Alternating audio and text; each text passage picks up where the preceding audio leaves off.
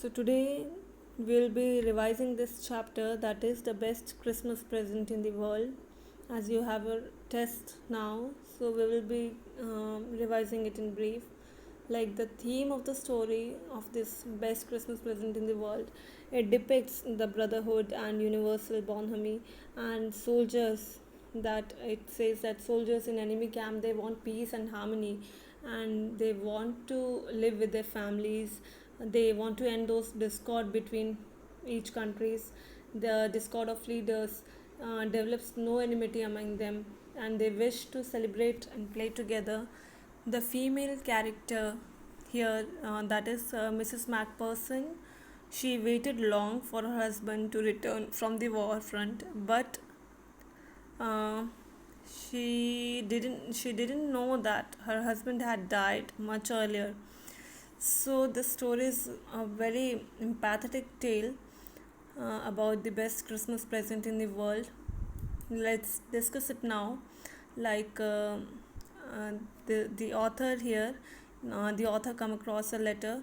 The owner of the desk must have put it in the desk. So the letter had been written by the captain of English army. His name was Jim Macpherson. He had written it to his wife Connie.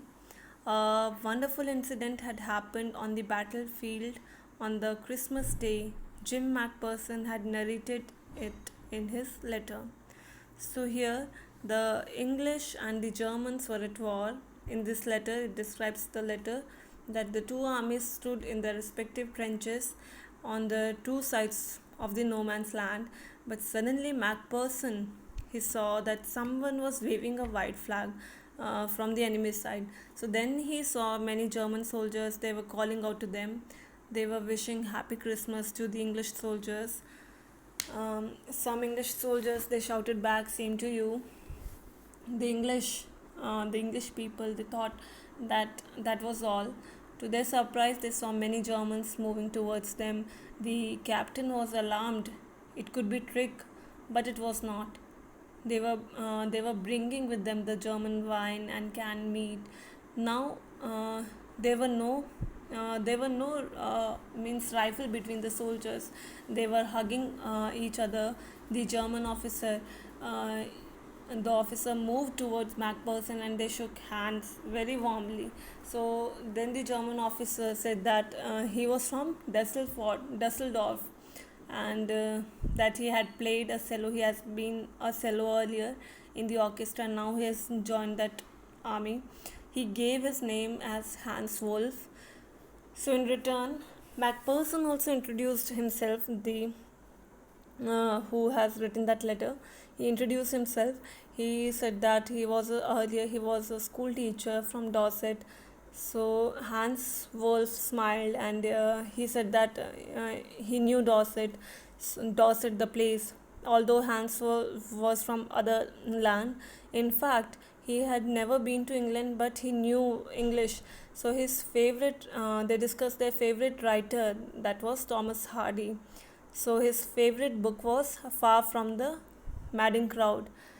Far from the Madding Crowd is one of my personal favorites too. But here it is all about this story. So it was from there that he had learned all that from Dorset, and Macpherson shared with Hans Wolf the Christmas cake his wife had sent for him. And Hans Wolf said that the marzipan was the best and he had ever tasted. So they enjoyed their Christmas party. So then all the soldiers, they brought out football, and the soldiers played while Macpherson and Hans Wolf, they clapped and cheered. So Hans Wolf, he suggested that the world would be much better if the problems were resolved by football match instead of war. They were peace loving. They did not want war or anything to be a to be a uh, to be a matter of discord between them. So they were encouraging football war or sports between them. After the football match, all the drinks and eatables were consumed, and now it was time to part their ways. So Hans Wolf saluted Macpherson, and he walked away slowly, but he was unwilling by that time. That night the Germans were heard singing a carol, and the English soldiers, they replied with a rousing chorus of another carol. They were cheering. So they exchanged carols for a while, and then it was all silence. Actually, they were at the battlefield, but being in the battlefield, then too uh, they were encouraging peace rather than war.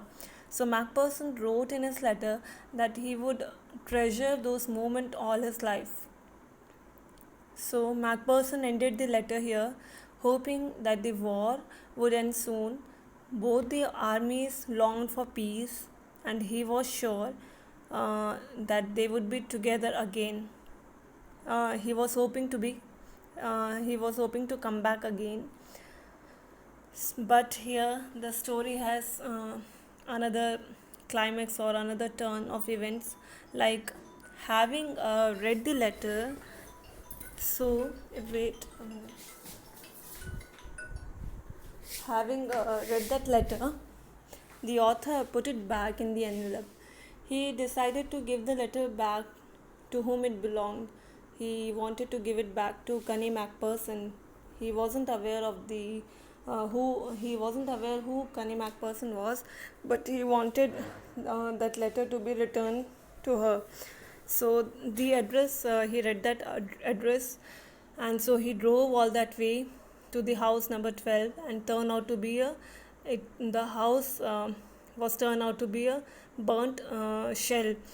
So it was found that Mrs. Macpherson was in the house when it caught fire, because she was in the habit of lighting those candles. So the firemen had got her out just in time, and she was now almost 101 years old, and now she was in a nursing home. She was shifted back to a nursing home. So here the story at the end has this sympathetic tale. Like the author went to the nursing home, he met the matron. She told the author that Mrs. Macpherson was rather confused that day. That means now, as she was 101 years old, she was delusional by that time. So they had put her in conservatory. The author found Mrs. Macpherson sitting in a chair idly. Uh, Naturally, she looked up at the author like she didn't have any hope, but her eyes lit up when he called her Connie and gave her the letter. So he told her how he had got the letter, but she was not listening to him. Actually, it was she gone through all those emotions. She thought that it was her husband, but actually it was the author. So she reached out and took his hand. Her eyes were filled with tears. So she felt that her Jim had returned. She said that her Jim had kept his promise, and he had returned on the eve of Christmas. She made him sit beside her, and she kissed his cheek. She talked long and lovingly to him. She said that she had got the best Christmas present in the world. She wasn't listening what the author was saying, although the author kept reminding her that he was not her husband, but she wasn't ready to listen. She was just assuming him to be her husband. So that's a beautiful tale written by the author Michael. Hope you have enjoyed this story.